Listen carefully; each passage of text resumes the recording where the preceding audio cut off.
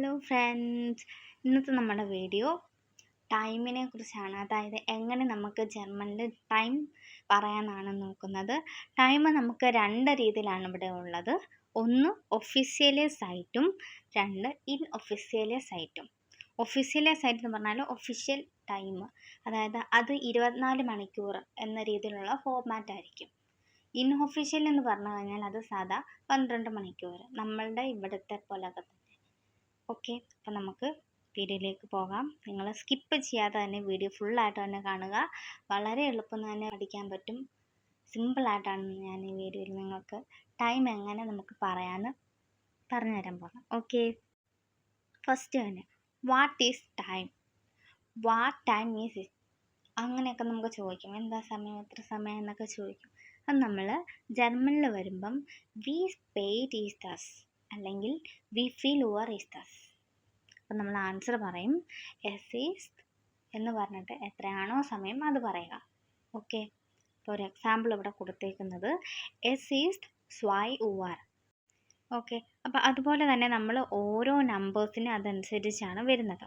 അതായത് ഇത് ഫോർമാറ്റ് ആയതുകൊണ്ട് 24 അവേഴ്സിൻ്റെ ഫോർമാറ്റ് ആയതുകൊണ്ട് പി എം ആവുമ്പം അത് 24ലേക്ക് മാറും. അതായത് 1 തൊട്ട് 12 വരെ എ എം ടൈം പറയുമ്പം 1 തൊട്ട് 11 വരെ നോർമലും 1 പി എം തൊട്ട് 11 പി എം വരെ ആണ് നമ്മൾ ഈ 24 ഫോർമാറ്റ് ആഡ് ആവുന്നത്. അതായത് 12 മണി എന്ന് വരുമ്പോൾ 0, 1 എന്ന് വരുമ്പം 13, 2 14, 3 15, 4 16, 8 20, 9 21, 10 22, 11 23, 12 24 അങ്ങനെയാണ് വരുന്നത്. അപ്പോൾ എക്സാമ്പിൾ നോക്കാം.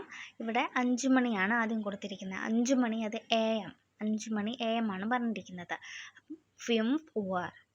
6 മണി 6 ഉവർ, 1 മണി അപ്പം അത് പി എം ആണ്, 1 മണി പി എം ആണ് വന്നിരിക്കുന്നത്. അപ്പം 13 ഉവർ, അതായത് പി എമ്മിലേക്ക് കടന്നു കഴിഞ്ഞാൽ നമ്മൾ 24 അവേഴ്സ് ആയിട്ട് ആണ് കണക്കാക്കുന്നത്. അപ്പം 13 ഉവർ. ഓക്കെ, അടുത്തതാണ് 3 മണി. 3 മണി 15 ഉവർ, 15, 3-ന് 15 ആവും.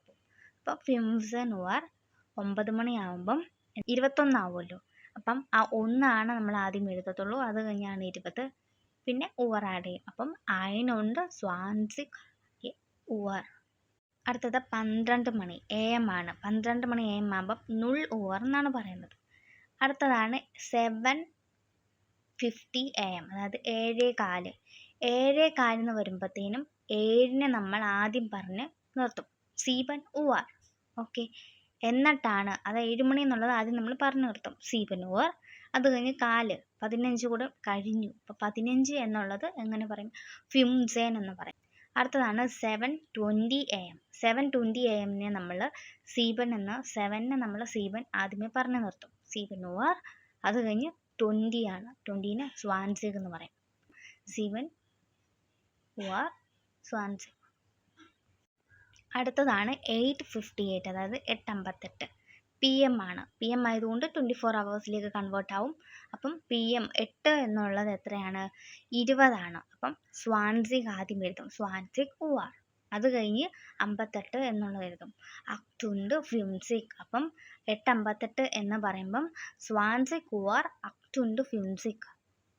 അടുത്തതാണ് 11:45, 11:44 PM.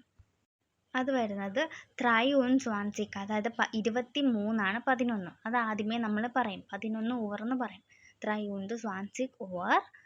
എന്നിട്ട് 44 എന്നുള്ള എഴുതും 44. അപ്പോൾ 11:44 എന്ന് പറയുമ്പം 23 ഉവർ 44.